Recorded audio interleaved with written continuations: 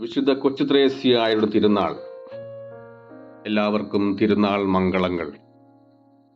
ഒരു ദിവസം കൊച്ചുത്രേസ്യ കളിസ്ഥലത്ത് കൂട്ടുകാരോടൊപ്പം കളിക്കുകയായിരുന്നു. കളിയിൽ ഒരാൾ തോറ്റു. നിരാശയോടെ കരയുവാൻ തുടങ്ങി.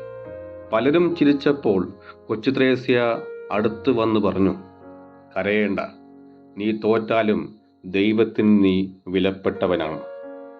ഏതാണ് യഥാർത്ഥ ജീവിത വിജയം? യഥാർത്ഥ ജീവിത വിജയം എന്നത് സ്വന്തം നേട്ടങ്ങളിലല്ല, മറിച്ച് ദൈവത്തെ പ്രതി മറ്റുള്ളവരെ സഹായിക്കുന്നതിലും അവരുടെ സന്തോഷത്തിൽ പങ്കുചേരുന്നതിലുമാണ്. കൊച്ചുത്രേസ്യയ്ക്ക് ഇത് നല്ലവണ്ണം മനസ്സിലായിരുന്നു. മനുഷ്യരുടെ മുൻപിൽ വിജയിക്കുന്നത് താൽക്കാലികമാണ്. ദൈവത്തിന് മുൻപിൽ വിജയിക്കുകയും മറ്റുള്ളവരെ ഉയർത്തുകയും സ്നേഹത്തോടും കരുണയോടും കൂടെ പെരുമാറുകയും ചെയ്യുമ്പോഴാണ് ജീവിതം ധന്യമാകുന്നത്. ഒരു പുഞ്ചിരി, സഹായം, നല്ല വാക്ക് ഓരോന്നും ദൈവത്തിൻ്റെ മുൻപിൽ വിലപ്പെട്ടതാണ്.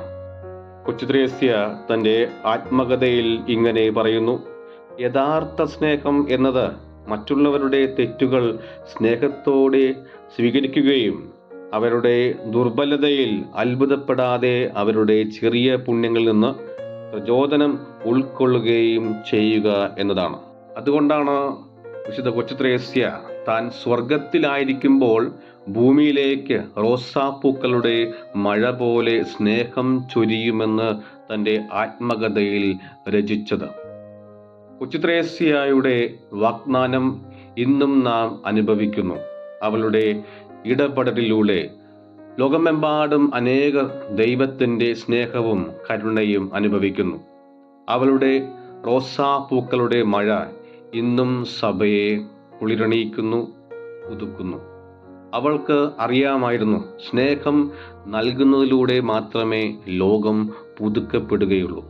സ്നേഹത്തിൻ്റെ ഓരോ കണികയിലും ജീവിതത്തിലെ ഇരുട്ടും വേദനയും കുറയ്ക്കുന്ന ദൈവിക ശക്തിയുണ്ട്. ചില പ്രായോഗിക സന്ദേശങ്ങൾ കൊച്ചുത്രേസ്യ നമുക്ക് നൽകുന്നുണ്ട്. മറ്റുള്ളവരുടെ തെറ്റുകളെ ക്ഷമയോടെ കൈകാര്യം ചെയ്യുക. അവരുടെ ചെറിയ നന്മകളെ നമുക്ക് പ്രചോദനമായി കണ്ടെത്തുക. ജീവിതത്തിലെ ചെറിയ പ്രവർത്തനങ്ങളും ചിന്തകളും ദൈവത്തിന് സമർപ്പിക്കുക. പ്രാർത്ഥന. കർത്താവേ, വിശുദ്ധ കൊച്ചുത്രേസ്യയുടെ ഹൃദയത്തിൽ നിന്നും വീഴുന്ന സ്നേഹത്തിൻ്റെ മഴ ഞങ്ങളുടെ ഹൃദയങ്ങളിലും എത്തിക്കുകയും ഞങ്ങൾ മറ്റുള്ളവരോട് സ്നേഹത്തോടെ പെരുമാറാൻ പ്രാപ്തരാകുകയും ചെയ്യട്ടെ. ഞങ്ങൾ ചെറുതും വലുതുമായ സ്നേഹപ്രവർത്തനങ്ങളിലൂടെ ലോകത്തെ നന്മയിലേക്ക് നയിക്കുവാൻ പ്രാപ്തരാകട്ടെ.